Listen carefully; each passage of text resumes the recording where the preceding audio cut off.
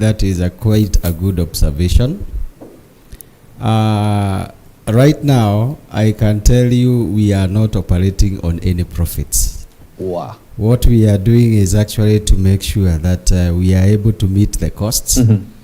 If we are to make the profits, I think it is a story of another day. That is actually the impact that we are talking about. Yes. And to give you a very good example is, I have realized that I used to spend almost 400,000 in a month in terms of the fuel. For the entire fleet? For the entire fleet. Yes. That is actually a segment. Yes. Like there is one that I am carrying some students. Yes. So I've been spending almost 400,000 on fuel. Right now as we speak. Yes. If the fuel remains where it is, yes, my projection is that I will be hitting almost 550 to 600,000. Whoa, on fuel only? On fuel only. Per month? Per month. And now the worst thing is that the contracts, you cannot vary it that fast. Because there is the time that you are told, we can only look at the costing or the pricing of a contract after some period. So you will have to bear the cost. You will have to bear all the new expenses that are coming. Yes, it has actually to come on my side. So that is actually the burden I am carrying right now. And because you have to operate, sometimes you say that I will not make any profit, but I will try and see whether coming next year, because I am now seeing that it is only maybe next year I would be talking of adjusting the prices. But right now I can tell you I am on a position whereby I'm saying it is either break even, and if it doesn't even break even, you can even go even to losses. Yeah, because you still have to bear now based on your contract. As you say, you cannot change it. You can't mid. Yeah, you can't. Yeah, so you'll have to bear with all the shocks that are coming. Correct. And it doesn't look like this trajectory that the oil prices is taken is going to slow down anytime soon. In fact, when there was a discussion with the CS for Energy, one of the things that he said, which was quite unfortunate, you don't just tell the Kenyan people like that. He's telling them there is nothing much we can do. And these prices are still even going to go up. The thing is, you are in a position to look for solutions. And you should actually be telling the Kenyans that there is something that we are trying to do to see whether we can bring these prices down. You know, it is always good to give people hope, because there are some few things that they can do. I can tell you. In terms of, if you look at the formula for the fuel, there are so many things that in terms of looking at the composition, what really makes the price to be like that. Right now, as we are talking, I can tell you almost of 100 shilling is actually going to government taxes. It's okay. And maybe you're well traveled. You may know. You know, is this the same with other countries? That the government is almost taken almost half. Almost half of the cost per liter in taxes. Well, I think in many countries it is almost the same, because even when you go to Tanzania, really people are going, like last week many people are going to Tanzania so that they can fuel there. But the price differential is only 4 shillings, which is actually something huge. Yes, it is. But the other thing that people are talking about is also you should be careful about which fuel is it that you are taking that is below by 4 shillings. So what we are saying is that every country has the capacity to see what to do. So globally, the oil prices are up. Globally, actually, the oil prices are up. But you see, depending on your taxes, there are some other countries whose taxes are not like ours.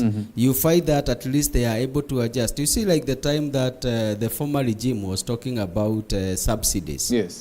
If that subsidies was actually going to the marketers and all that, that would actually have adjusted in terms of the pricing. Because one of the things that is actually making our price to go up the way it is, the introduction of 16% VAT.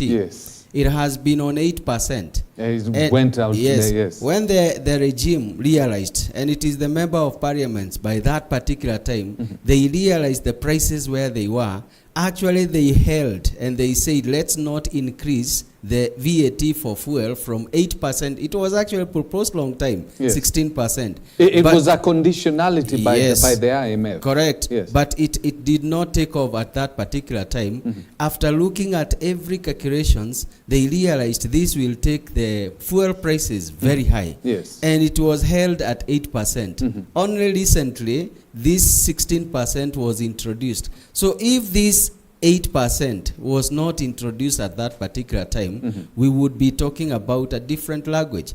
And you see, the thing is, where I look at it, it is, I know the government is looking for money, but also you cannot be looking for money to the expense of killing the businesses. Yes. Because what now is happening is that the businesses are going to come down. Why is it that I am saying that? Because the businesses are being hit from every area. Look at the banks. People actually have the bank loans. The interest now has actually gone to the high of 17% and increasing. The interest within... Yeah, in terms of the banks. It's now at 17%. 17%, and it is still going up. You are finding that within a month or so, you get an alert that we are going to increase the interest rate from this to this. Economically speaking, what kind of impact is this having on the economy? I know one of the things that the government is trying to do is revive the economy. But at the same time, I know they don't have money, at least they've said that. By increasing taxes at these rates, are we achieving what they are setting out to do? Because it's like trying to get somebody stable, but the things you're taking away from him are getting him even lower and lower in terms of health. Let me give you a very good example to answer you. Sometimes you must be very careful to check whether what you are doing is really adding value, or actually it is actually making life even to be more difficult for you. Yes. Right now, the fuel prices have gone high. You know what has happened in the market, especially the PSV, in terms of the matatus and all that. Yes. They have increased the price a little bit by around 20%. Yes. But what has happened to the Kenyan people? Kenyan people have actually now, because life is becoming so difficult for them, they have learned the art of walking some distances. So you are saying, instead of me getting to board my matatus from here, Jericho number 7, why can't I walk up to stadium? Yes. So that when I get to stadium, what will happen is that instead of paying the 50 bob, at least I will pay like around 30 or 20 bob. So what is happening is that, like that economy alone for the PSV, what is happening, the economy is making less money now than the money that it was making. You find in terms of the food products, there are some foods now, right now, it is actually a luxury. You are actually not even going to buy. Even you go to the supermarket, and you find in the supermarket what is happening is that you will actually now have to reduce your consumption. Whatever you used to say that I am going to buy this in a month, you are saying some of these things, they are actually luxuries, which are really not luxuries. Actually, what you're saying is very true, because I came across a family, and this is a middle class family. And the conversation they were having is now going down to the very basic. I don't know whether, like I heard the lady telling, as we were speaking, she was saying, I don't know whether we'll have food for this weekend. Look at that. As in a conversation that never used to be among the middle class, but now it's a conversation that is happening. It is a reality. And you see, that is exactly where we are saying the effect to the economy is so big. In terms of the fuel, again, do you know the volume that was consumed in the last 2 months is lower than the volume that was consumed in the other previous months? So the more they're increasing the price of fuel, the cost of living is going up. And so instead of people spending more on fuel, they've actually started decreasing. So they're not getting as much as they had projected they were going to get. And they won't get. Because you see, let me tell you, for example, today, if I want to make a trip, you know, I will have to fuel my car. Yes. I have to think twice. Yes. I ask myself, is this the best way of actually going to this trip? Yes. Is there another way that I can do? And you know, there is another time people say, you can do the carpooling. Yes. And people are actually now getting even to go to pooling because they are looking at it. Why do I have to drive alone? Yeah. Why can't we I can get yes, why can't we get as friends? If, for example, we are going with Fred the same direction, why can't we get together with Fred and a few people, and we get at least one shuttle, and we say, let's get into the shuttle. It is going to be cheaper for all of us. And this is actually now what happens even to the economy, is that I am not fueling, you are not fueling, another person is not fueling. Yeah. So the taxes that you wanted to get out of the whole of these operations, because life has become so difficult, you find that we are not even spending on that. So we are looking for other ways in terms of reducing our costs. And you see, like yesterday I got actually like, it was like a contract here in the airport. Yes. And these guys called me and they told me, look, we have a contract we would want to give you. Yes. Do you know I declined the contract? Really? Yesterday, yes.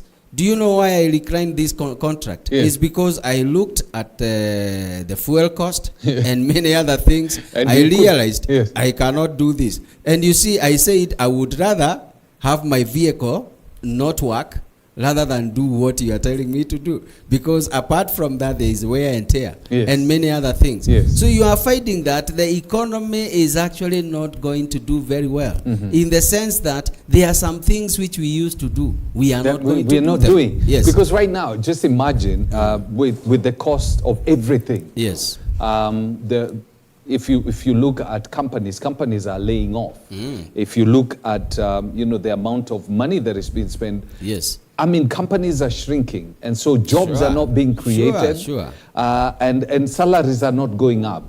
Yet the expenses are shooting. So people used to go for holidays. Like I know Ruth Ambogo will be joining us shortly, and she's been globe-trotting. Yes. I don't know now how many countries she's traveled in the last couple of months. And then you start listening to the conversation from our cabinet secretaries. You wonder, we're living in the same world. No, you see, these guys, they don't care in the sense that the bills are paid by our monies. Yes. The taxpayer is actually paying for this. So they may not feel... Just give me a minute. Let me do something so that is not allowed on TV, but I'm going to do it anyway. Ruth Ambogo has walked in, and I'm all let her just... catwalk into the studio. It's a great one. That's a good one, yes. Come in. Welcome, Ruth. They say this is something you never, ever should do. But for today, it is But for today, we are going to do it. Welcome. Thank you. Yes, welcome very much.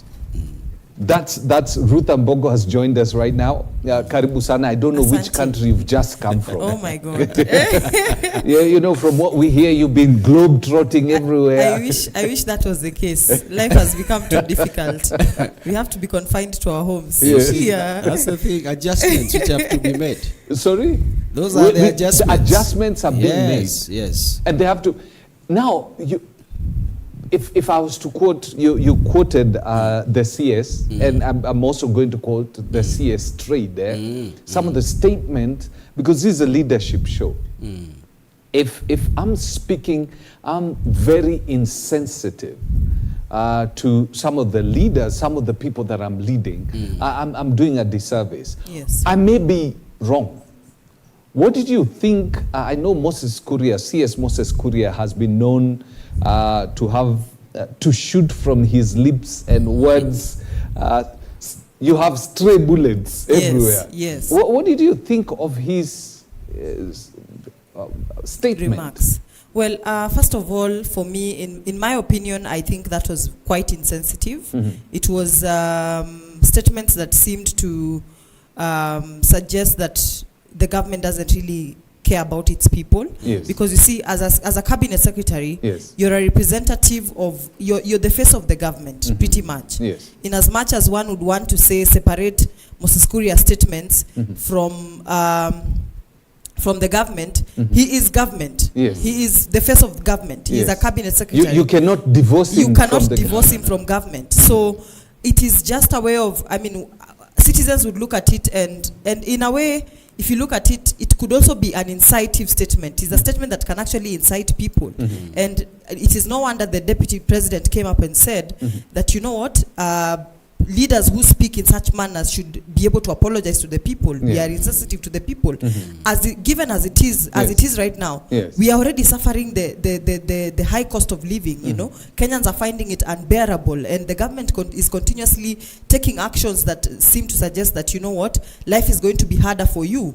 And now, as life is becoming harder, one is wondering, I mean, life is becoming harder, but the statements that are coming from government don't even seem to show some level of care for the people. That, you know what, in as much as, and I know that there has been statements, I mean, there have been justifications as to why the cost of fuel has gone up.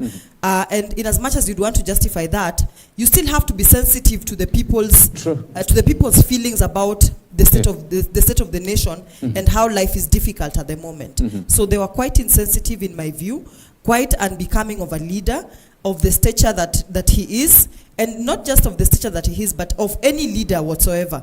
One of the qualities of a leader should be empathy for the people. That you must be able to read the times, understand what you people must feel what they are feeling. Yes, you must be able to read the times and understand what people are going through. And what about you know, I've also heard, in terms of leadership qualities, you must be ready to make decisions that are very unpopular.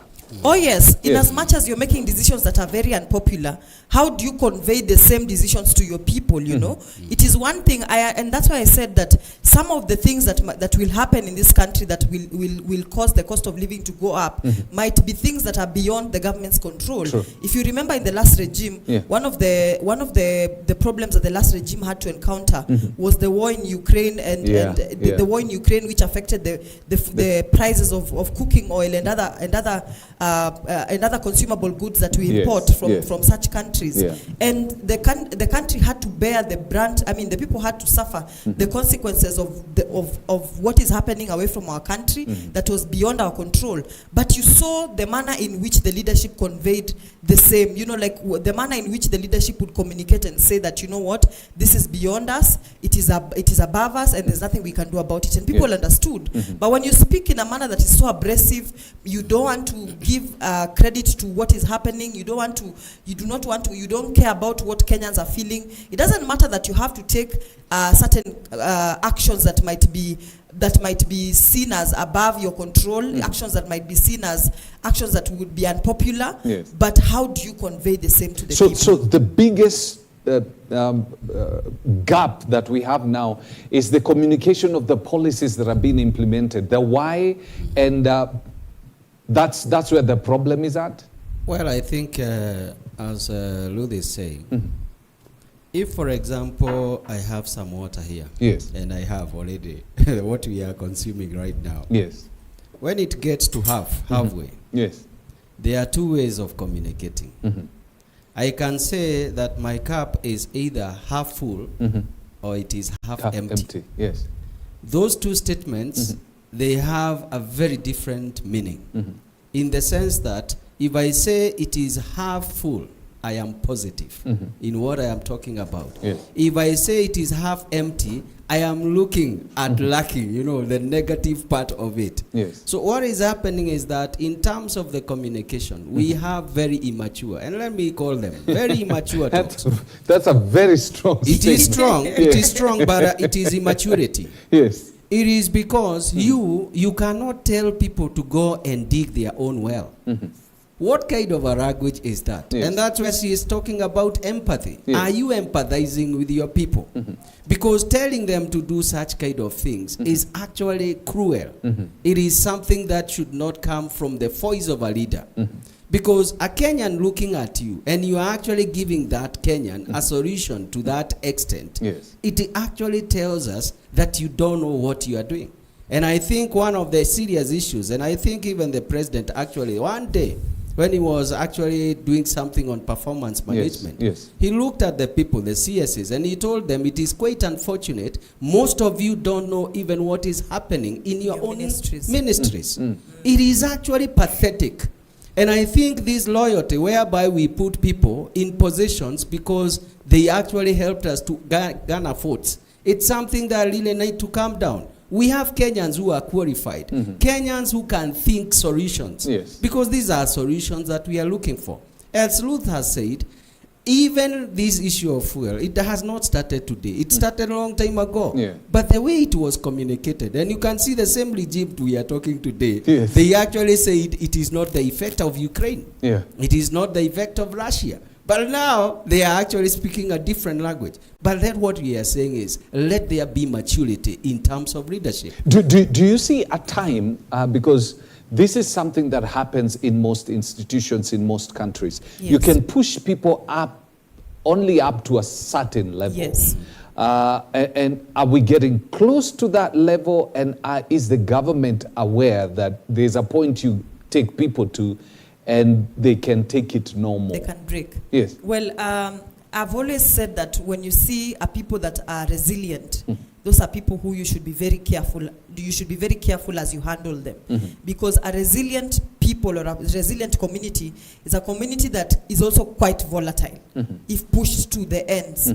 And we have seen it in the past in other countries where people were pushed to the end. The Northern African countries that revolted, that life became so difficult. Southern American countries that revolted, that life became so difficult for them. And they decided that, you know what, enough is enough. And that is why we are saying that as a government is handling the people, they must be sensitive to the feelings of the people. They must be sensitive to the times. Because people might get to a point of saying that, you know what, you clearly don't care about us and we are going to rule ourselves, you know. And there's nothing as dangerous as that, getting to a point where the country is unstable. We don't have a leadership. We don't have a government. People have taken over. We've seen the chaos that have happened in other countries where people have been pushed to the end. Look at right now, revolutions are taking place, silent revolutions are taking place within certain African countries where militaries are taking over, you know, because people are fed up with the leadership of the country. And for people to be fed up, they must have gotten to the point where the leadership does not seem to care about them at all. So we must be very careful as leaders. The leaders of this country must be very careful in how they communicate, in how they handle people, and not just communication, because you could be making things worse and worse, and then your only strategy is, let us communicate well.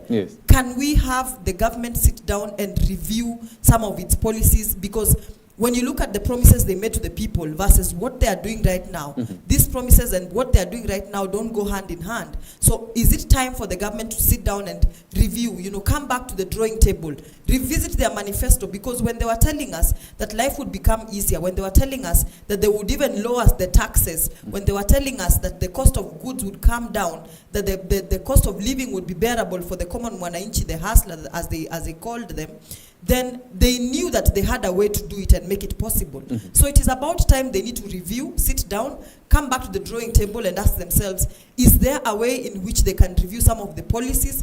Is there a way in which they can revisit some of the decisions they have made in the past? For instance, the Tax Act. Is there a way, Finance Act? Is there a way they can revisit some of these decisions and actually make life bearable for the common mwananchi? Because there is nothing as dangerous as making a promise to someone, especially someone who is in a very in a moment that you'd call a moment of despair, then coming back and doing the exact opposite.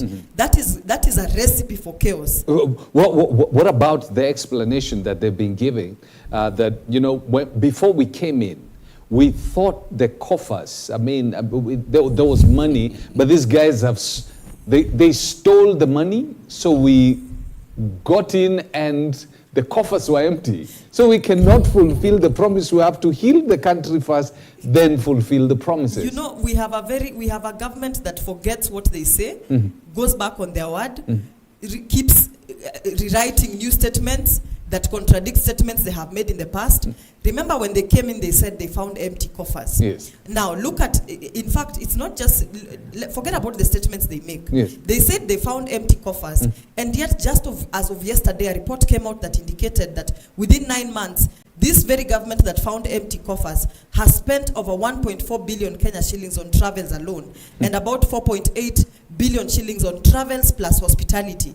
And that is an amount that is said to be twice more than the amount of money that the previous regime spent within the same period of time. So you ask yourself, yes, more than twice, actually not just twice, more than twice the amount of money the previous regime spent within the same period of time calculated. So you ask yourself, should we look at what they've spent and probably what has come in as a result of what they've spent? Because there's one way of looking at it. Yes. That is one way of looking at it and asking yourself that, there's a way to justify it and say that, okay, fine, this return amount of money, on investment. There's return on investment. Yes. We have been hosting presidents from other countries. We have been increasing our diplomatic ties with other nations, because most of this money is being spent going to other countries and also hosting presidents and heads of states of other countries. Yes. But you need to, as a Kenyan, the question that you ask yourself is, okay, fine, the president of this country came to Kenya and promised 200,000 jobs.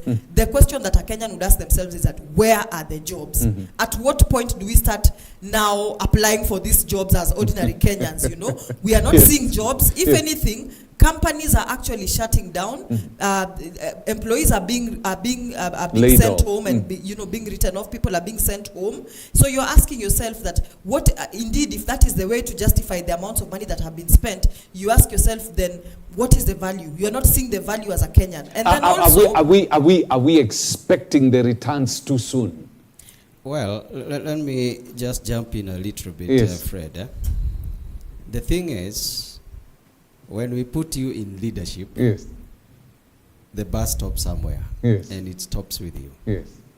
There are some few things that you should stop telling us about, because we cannot keep on. If for example, we wanted to be with the old regime, then we would not have voted anybody in. So for the people who have taken the positions, they need to do things differently, and they should stop these rhetoric kind of things. That the talks which are not helping the Kenyans.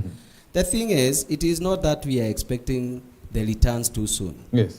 Because one of the things that we are talking about today is, they can be what we call misplaced priorities. You find that our priorities are upside down, in the sense that there are things that we are doing, and if we ask ourselves some few questions, are we likely to get returns on the same things? The answer is actually is-ish. Let me give you a very good example. And we started by talking about it. The cost of living, what has it done? It has made several companies to close. Now, when they close, what is it that we are talking about? You have lost jobs. True.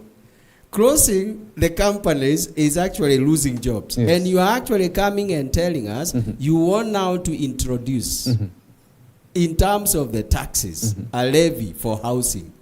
And you tell us why we want to introduce this is to create jobs.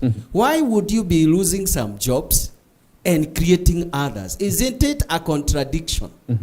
So what we are saying is that we already have companies which are running. And that's where Ruth is saying, we need to look at the policies and ask ourselves a question. What is the first thing that we should do? Isn't it to solidify what we have? Not looking at many things which may not be realized. Because today, let me ask you a question. Like this housing thing. Because they are saying the thing is, we want Kenyans to live in decent houses. And we want to create jobs on the same. A house for 1 million and above. How many Kenyans today would be able to afford? Because they are telling you the first thing that you need to do is to pay a deposit for maybe like 10%, which is 100,000. Now, do a statistics. How many Kenyans right now have 100,000 Kenya shillings? And they are saying, I can be able to put in this investment. Again, there is the amount that you are supposed to pay for several years, even 30, 40 years. Let me ask you, when you are not earning anything, you will put your 100 and you put 100 the next 3 months. The auctioneers are on your case. So are we really creating Kenya, or are we going backwards? And that's what I'm saying. There are some things that this government is doing, and I can tell you clearly, they are not helping. We started by saying the volumes of fuel, and I'm in that business. The fuel that is being consumed today is lower than the fuel which was being consumed the last few months. Now, is it creating any economy? Because you are saying, I have increased the taxes, but now in terms of the scope where I can get this revenue, the VAT, it has been reduced. reduced. Yes. So are we really doing things in the right way? And that's where I'm saying there are so many people who are so not do we understanding. do we bring in do we subsidize the way President Uhuru Kenyatta was doing, subsidizing oil? Look here, let me tell you the problem we have. Did you see the statement of David D?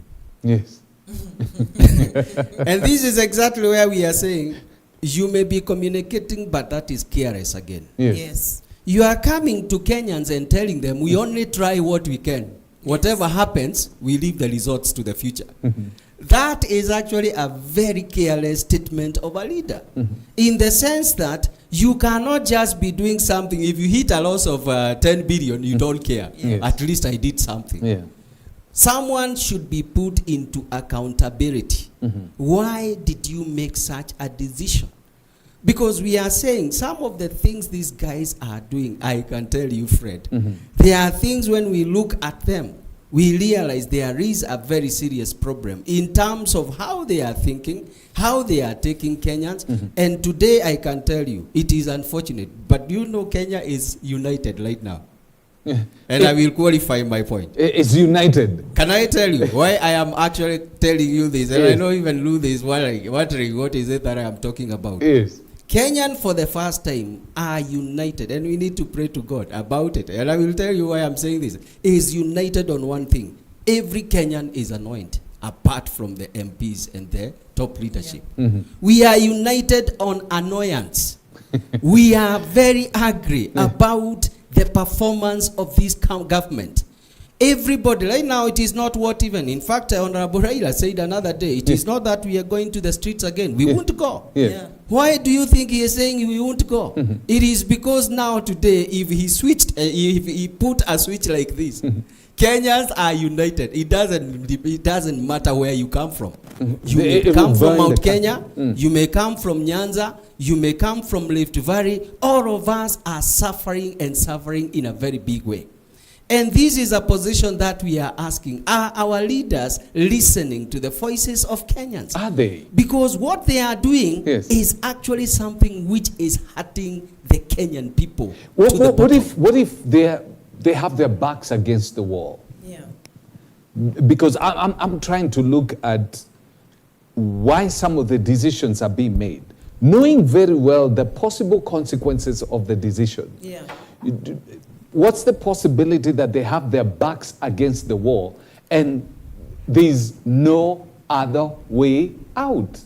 The only way one would say that, the only way to justify that they have their backs against the wall, or I mean, for us to say they have their backs against the wall, then the only thing we are saying is that they have been incapable of leading and that they do not know what to do. Yes. And again, one would ask themselves that, you know, at the top leadership, the very top leadership of this country, do we have a leader who understands leadership in itself? I remember when the campaigns were going on, one of the campaign points that Azimio had was that this is someone who has been out of government, you know, ever since he got into government, he was literally out of government campaigning. Yes. And so he might not necessarily know how to lead the country. And maybe looking back and looking at what is happening right now, one would want to justify that statement and say it could actually be true. Because the only way you have your back against the wall is when now, clearly you don't know what to do.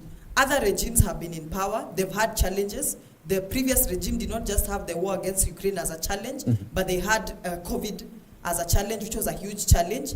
And they still managed to make Kenyans comfortable. In fact, during COVID period times, in as much as life was difficult, there was a way in which Kenyans survived, you know. What if that is what we are paying for now? I mean, the policies that were put in place by the previous government to keep us comfortable are actually what we are paying. It's like taking Fuliza to take your family for a great holiday. Then when you come back, you have no food in the house. Yeah, exactly. So what if what we are feeling now is we've come back from the holiday after spending the Fuliza, and now we've just discovered, let's tighten our belts because we spend our tomorrow today. You know, you cannot claim as a leader, you cannot claim as a leader that I have my back against the wall. Yes. Because the whole concept of leadership is to be able to find solutions to problems. Yes. That we elected you on the basis of the fact that we believed that you could find solutions to our problems. Yes. And you see, the thing is, we don't just vote blindly. Kenyans vote based on the campaigns and the promises that you make to us. Meaning, as you are making those promises, you had sat down within yourself or amongst your team members and had come up to a conclusion that indeed the solutions we are presenting during our campaign are the solutions that are actually implementable and can be done. So you can't come later and tell us that, you know what, our backs are against the wall based on the policies of the previous regime, because when you were campaigning, you were decampaigning the previous regime, saying that they did not do things right, and therefore your solution is A, B, C, D. If there was a high cost of living, you were telling us that now you would lower the prices of fuel, you would lower the prices of unga. But then you come in and then you tell us your back is against the wall.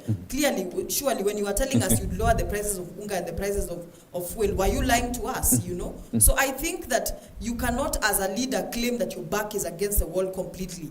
You need to come up with solutions, because the whole concept of leadership is the art of providing solutions to problems. It is the art of leading people out of the point A to point B, bettering the lives of the people that you lead. Yes. Now, let me also jump in there, sir, and I ask you one question. Yes.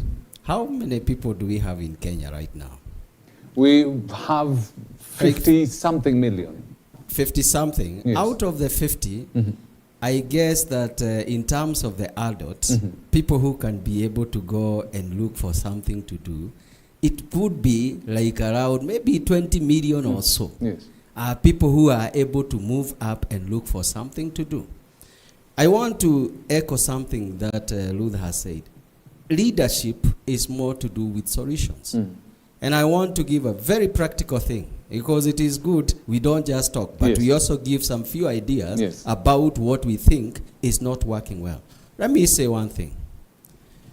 When you find a president, the head of a country, stand on a podium and he says, every day we are losing 2 billion, that is not just a statement. It is always backed with intelligence. There is a lot of information that they get to know, which we don't know. And they can actually be able to justify this is what is happening. When we talk about what the government is trying to do right now, even with the revenue bill, the 2023, the one which was just voted in just another day, they are looking for slightly less than 300 billion.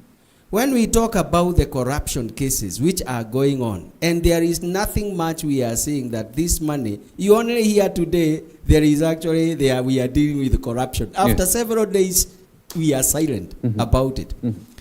One of the things that this government need to be very serious about, and that's why I can't actually agree with them, that actually they are hit the wall and all that.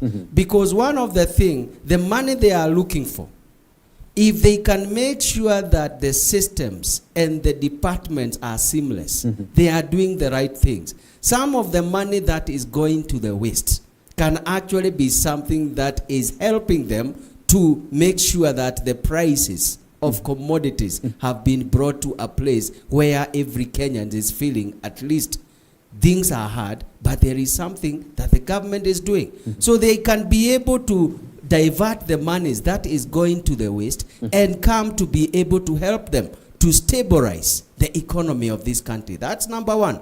Number two, I deal with KRA. Yes. Right now, the people who are paying taxes are less than 3 million religiously. The people who are paying consistently paying taxes. 3 million. 3 million. But we said there is almost like over 20 million people who are earning something. You know what we are saying is, these people, we have made their life to be so difficult to the extent that they cannot even be able even to earn. The 3 million. The 3 million, even the 3 million are the people who are being fired from the companies. So the figure is going down. So what is it that is going to happen at the end of the day? Because the 3 million is still dwindling.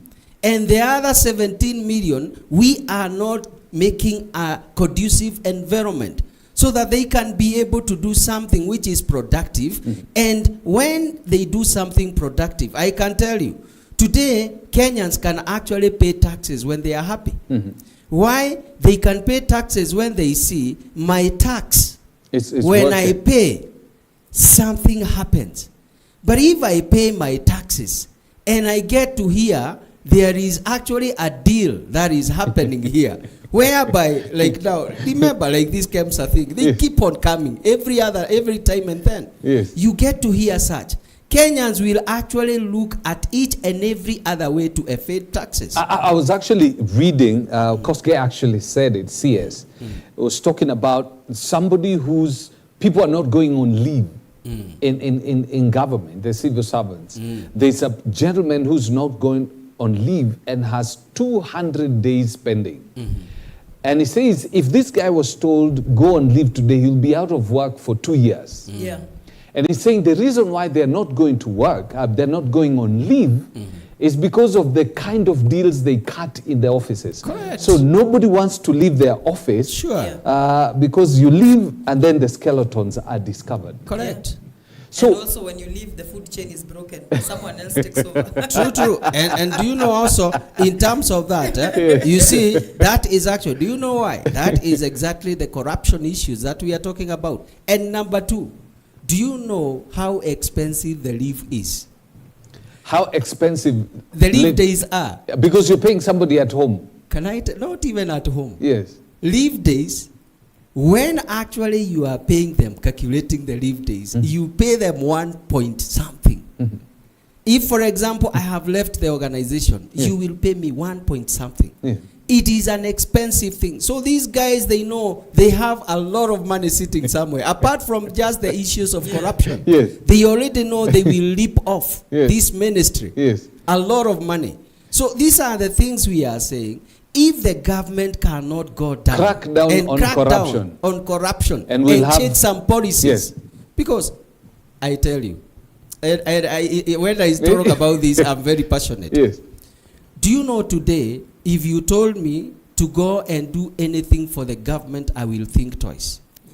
In terms of if a tender came, even a tender that comes, you tell me to go and tender, I will tell you, let me continue with what you do. Why I am saying this is, like now, there is a tender which I did 3 years ago. I'm telling you, I did that tender 3 years ago. I finished what I was doing. The certificates were actually signed, every other thing. But even as we speak today, you've not been paid. I have never been paid. If, for example, I got that money from the bank, do you know what would be happening? Is that the bank would auction me. Because I cannot be able to pay that debt because there is no money that I got. I invested in the government. Government started using, because they are using what I actually did. For 3 years, they have been sitting on my money and using whatever I did. Because I did and they're not paying you. They are not paying me. There's a grand meeting that I know is going to come up within both UDA and Azimio or ODM for that matter. UDA, I know, the members of UDA are demanding blood. They want the government, they want the president to shed blood in terms of his executive. If you are the president today, your party is telling you, you got to crack, we need to see blood. Which cabinet secretaries would you go for? That is quite interesting. I mean, that's a very interesting question, and it seems to be that you want me to give you a direct answer. Yes, because at least what we've talked about is the performance of government, the executive. Yes. And from the conversation here, it looks like there's been a lot of underperformance. Yes. So you're the president of Kenya, Your Excellency, crack the whip. Of course, I would first of all, the first thing I would do is review their performance. Yes. You know, review the performance of these people. Because sometimes when you have your people coming at you gun blazing that you need to make changes. Some of it could be politically instigated, that we just do not like this individual. He is not serving our political agenda. And by political agenda, you know, it's money agenda. Yes. That he's not making us as happy as we thought he would. Yeah. And therefore we want him gone. Or we just are uncomfortable with this person because we are seeing their star rising, and therefore he or she needs to go. So remember that in the political circles, if most of the times when you find someone being under fire, many times it is not their doing. Many it is times a smoke screen. Yes, many times if someone is under fire, like the other day when we saw Babu Namamba being under fire, yes, there is always somebody engineering their exit behind the scenes. So we must also, the president also has to be careful not to lose people because people are scheming against these individuals, you know, for one reason or another. And you know, sometimes people could be scheming against you because you are too good at your job, you know. So you might be thinking that this person, you might be thinking as individuals that politicians are pushing for this person to go because they are not performing, when in reality they are too good at their jobs, and chances of them rising to the next level or even transcending their current political status and overtaking these people who want them out are high. So we must be careful that as we call for resignations of people, as we call for cabinet reshuffle and people being moved around, what are the parameters? We are not falling prey to these guys. We are not falling prey to politics behind the scenes, which is politics that is engineered to remove people that are without necessarily any basis for their removal. Yes. So I think the president just needs to pretty much do a performance review and then now from that act and say that the following people need to go, the following people need to be reshuffled to other ministries and such. Yeah. But in terms of performance, in my opinion, many of the cabinet secretaries are really, really underperforming. Truly underperforming. Who, in your opinion, I'll not let you off, Madam President. I will not let you off. In your opinion, yes, who do you think has performed the best? Yes. And who do you think, right now, if you had the power to send them home, yes, you'd send them packing? I want to restrict myself to the people that I think are doing a good job. Yes. I think first of all, CS Ababu Namwamba is doing quite some commendable work. I can see the sports and the youth ministry and basically the youth sector and the sports sector becoming a bit more vibrant. I'm seeing action around that area because I'm interested in youth matters and affairs. Yes. So you can see some action around that area. And so far, in my opinion, I think he's the only one that is worth writing something home about. Really? I'm so serious. Meaning you'd send the rest packing. let me reserve my comments on Mr. that. President, if you're given that, if you are to review the performance of your executive, because I know as UDA is going to meet pretty soon, and all indicators show that members of UDA are demanding that the president cracks the whip and fires some of the executive. From your opinion, who would you say would go home first?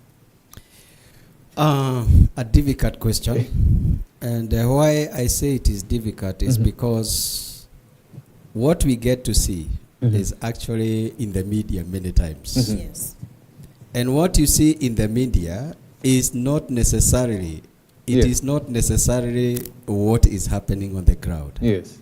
And I know many people would actually go forthright and say, for example, Moses Kuria go home, should be fired. Yes. They would actually say such kind of things. Yes. But this is only a very small portion that we know about Moses Kuria. Yes. We may not necessarily know 100% the performance of Moses Kuria because many times, you know, bad news, they move faster than good news. Yes. So there could be actually very good news that is happening, and this can only be extracted from what we have said, the performance management contracts. You see, we need to be factual. Yes. That we are using facts. Yes. To be able to make decisions, because without the facts, sometimes we can make a very bad decision. Yeah. And when you find that, you know, all the time, Fred, you have friends, you have enemies. Yes. There are some people who would actually come to you and tell you, Ruth is bad. Fire her. Why? Because they know if you continue with Ruth, their chances of survival is very low. Yes. And therefore, they will actually come and tout, Ruth must go. You know, if this has to happen, Ruth must go. Not because of anything else. Because we said the other time, politicians, they don't look at posterity. They look at prosperity. You know, both of you have literally just avoided my question. No, we have not. By the way, why we are not doing that is because we must know about the political leadership and the leadership itself. We just spoke, and for the better part of the show, we've highlighted how they've missed the mark.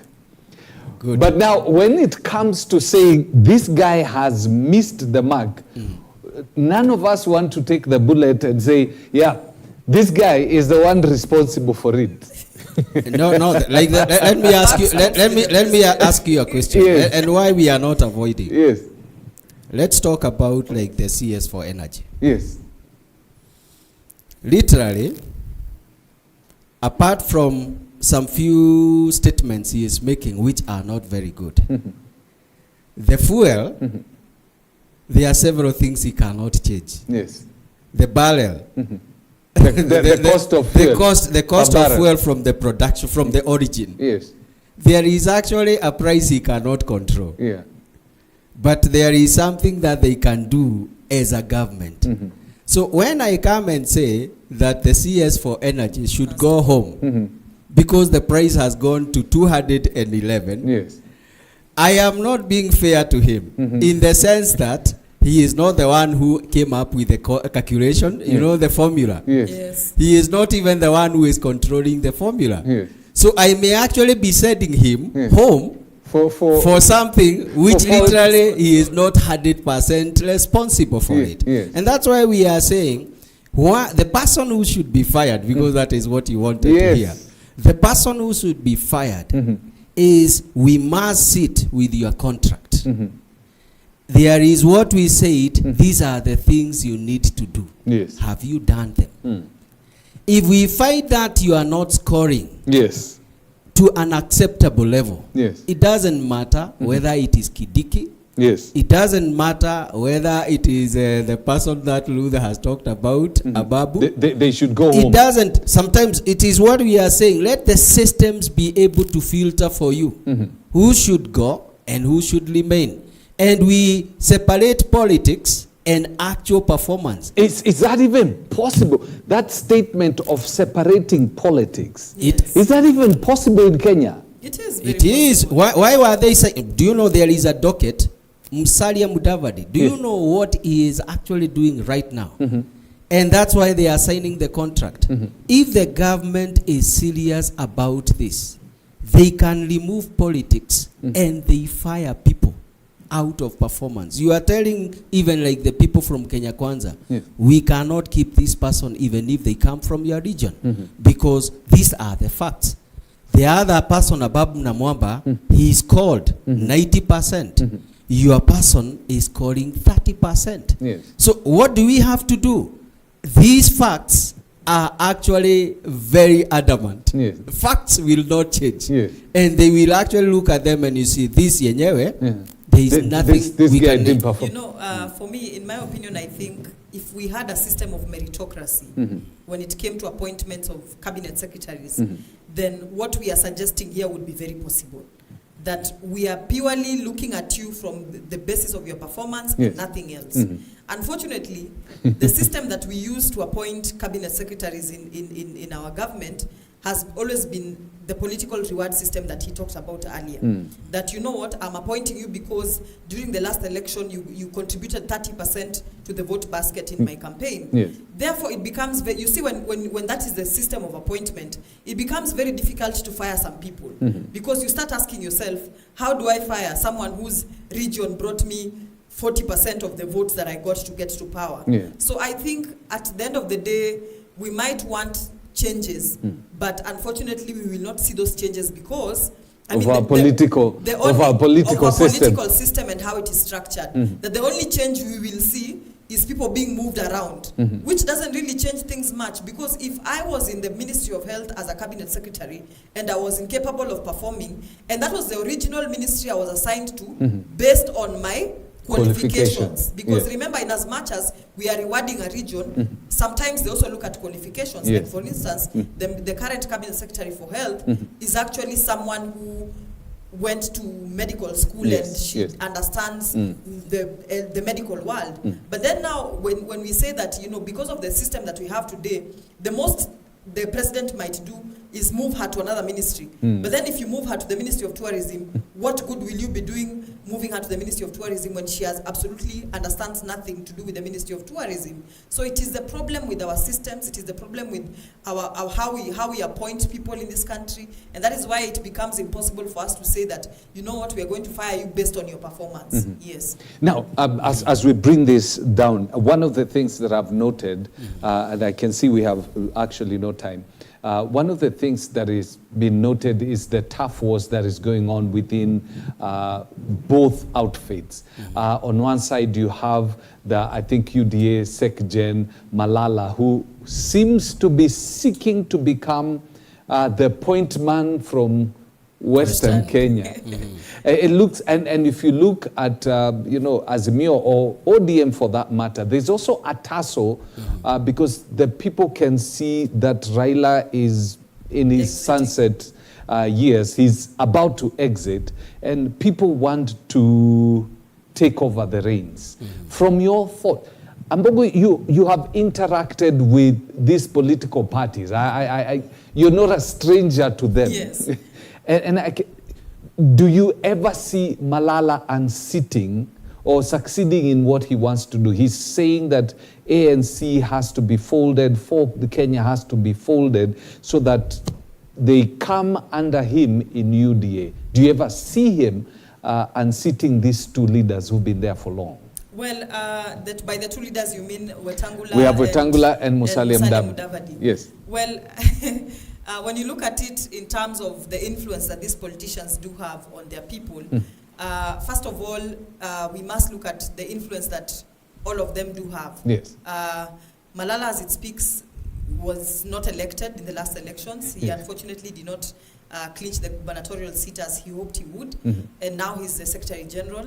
Musalia Mudavadi, looking at his influence, he supposedly was supposed to deliver Vihiga to UDA or Kenya Kwanza, but that was not the case because Vihiga technically was an ODM zone. Pretty much 70%, 80% of Vihiga was an ODM zone. And then look at Wetangula, whose influence is confined to Bungoma pretty much. His influence is confined to Bungoma County.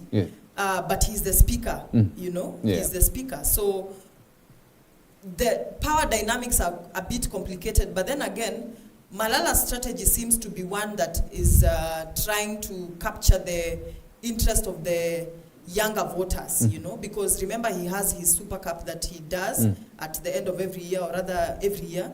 And now he used to do it in Kakamega, but now I'm seeing he's bringing it to the entire Western region. And that could be one of the strategies to try and capture the attention the younger people, and also not just the younger people, but just the general attention of the Western region, in general.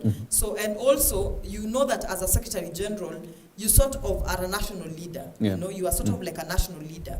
That your influence as a Secretary General, the thing that has made it possible for what I think would give Malala an advantage is the fact that he's in a position to move around nationally, and he's doing that. But can he unseat? What's the possibility? The possibility is there. It is there, but it will take a long time. Do you think it will take a long time to unseat these people, because these are people who have been in power for quite some time. These are people who have inherited power, some of them from their fathers, and they're still in power regardless of whether they win seats, elective seats or not. They're still in power, so it's only a matter of time. And one thing we need to know about politics is that anything is possible in politics. Well, in ODM, who do you see replacing Baba? That is a difficult question. I saw a friend of mine responding to that question and saying, whoever will replace Baba is not someone who needs to be appointed, but someone who is self-driven to take over the seat. Because apparently, Baba himself was not appointed by anybody to take over his father's. He pushed himself to that position. So that the Baba politics question is a very difficult question to answer, because some of the people that are being proposed to take over from Baba are people who, beyond their constituencies, they have really no one influence. knows them, regardless of the positions they hold within the party. Yes. No one really knows them beyond their constituencies, or not just their constituencies, or beyond where they come from, which most of them that are being suggested come from the Nyanza region. Nobody really knows them. So That's very interesting. Malala unseating Musalia and Wetangula. Well, I think let us give it up for Malala right now. He is actually even coming as a point of discussion in this table. yes. Now, that tells you there is something that he is doing, Yes. which is a positive thing. And I think it is always good. That incremental. Yes. He is also a politician. He knows what is it that I can do. It may not work or it may work. Yes. But at least it is adding mileage for him. Yes. As Ruth has said, he is actually now becoming to be known in the whole of the Western region. Yes. Why? Because he has policies and he has things that he is doing, which is bringing the region together. Yes. So it may work. And that's where they say, let's say, very good example. Mount Kenya. Mount Kenya Baba got over 25%. Yes. It was incremental. There before, he used to have very few votes. Yes. But this time, he got over 20. In fact, other places, he got over 30%. So it is telling you that it may take time, But it is possible. but it is possible eventually it may actually come to happen. So what we are saying, even Malala in his mind, he may know it may not be an issue of 2027. But, But he's it is looking at... Eventually, Yeah, eventually, Okay. there is these guys will be able to exit, because you have asked a very good question to Luth, and you have asked him about Baba, who is going to replace Baba. There are people who are strategically actually lining themselves. Why are they lining themselves? Because they need to win the confidence of Baba. Yes. Can I tell you today, Baba is a strong force. If today he comes and he tells the Western people, Luth is the person I believe in. Do you know that statement can actually make Luth, who was actually down there, to be actually dining with the kings? Yes. Why? Because Baba has said a pronouncement. So what we are saying, some of the things that we think they may not really come to happen, So we should never not light count off them out. Never light off anybody. Things can change. All right. And things can happen. And with that, we got to bring down the curtains on this show. Great conversations.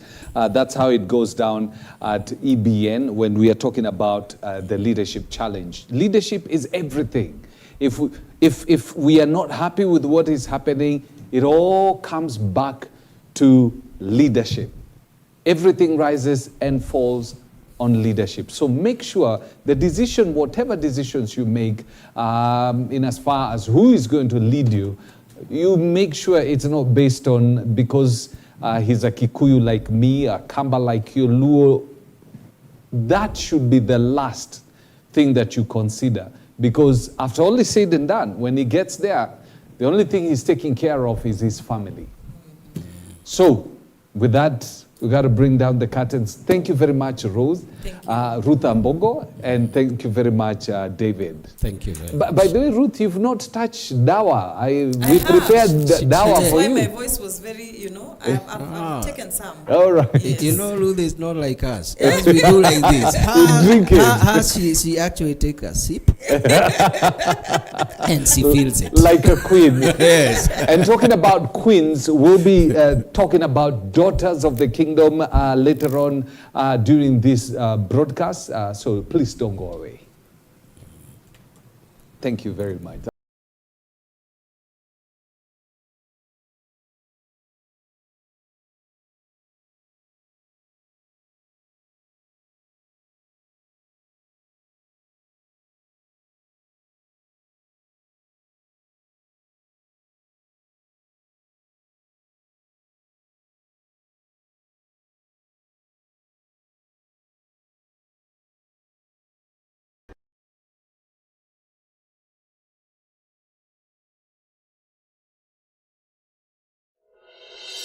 you.